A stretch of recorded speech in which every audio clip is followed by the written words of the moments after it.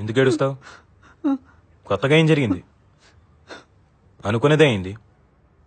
అవును, భిక్షు యాదవ్ వాడి మనుషులు మీకంటే బలవంతులు, కొట్లాటల్లో ఆరితేరిన గూండాలు, చావంటే లెక్క చేయని రౌడీలు. వాళ్ళ ముందు మీరెంత? వాడి జనాన్ని వాడి బలాన్ని ఎదిరించడానికి ఏముంది మీ దగ్గర? గెలవాలన్న ఒక్క కోరిక తప్ప. నిజానికైతే అది చాలు మిమ్మల్ని గెలిపించడానికి. కానీ ఇలా ఓడిపోతున్నామంటే లోపం ఎక్కడుందో తెలుసా? భయం. ఓటమి ఎప్పుడు శత్రువు నుంచి రాదు, భయం రూపంలో మీకు పుట్టి వాడికి ఆయుధమై మిమ్మల్నే చంపుతుంది. మీ విరోధి మీకంటే చాలా ముందు పరిగెత్తొచ్చు. అందుకోలేమని అక్కడే ఆగిపోతే అదే మీరు చేసే మొదటి తప్పు. చివరి నిమిషం దాకా వెంటాడండి.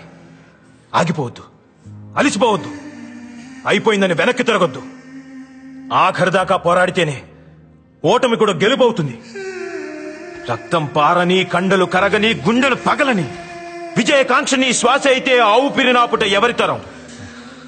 నీ ధ్యేయం, నీ ధైర్యం, నీ హక్కే నీ సైన్యం. ఆ సైన్యం నీ తోడుంటే గెలుపెప్పుడు నీ సొంతం.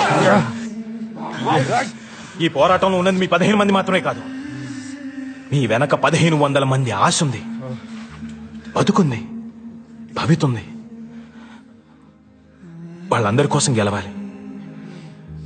ఇది మన నేల, మన సొంతం.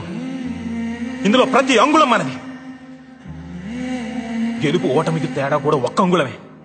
1 inch, 1 bloody inch. As a team we fight for that inch. We tear ourselves and everyone around us to pieces for that inch. We claw with our fingernails for that inch. Cause when we add all those inches, it makes the fucking difference between winning and losing. Yes, coach. చావుకు సిద్ధపడ్డవాడే ఆ అంగుళాన్ని దాటి గెలుస్తాడు. అలా చావడానికి నేను సిద్ధంగా ఉన్నాను. మరి మీరు? What are we going to do? Do or die. What are we going to do? Do or die. What are we going to do? Do or die.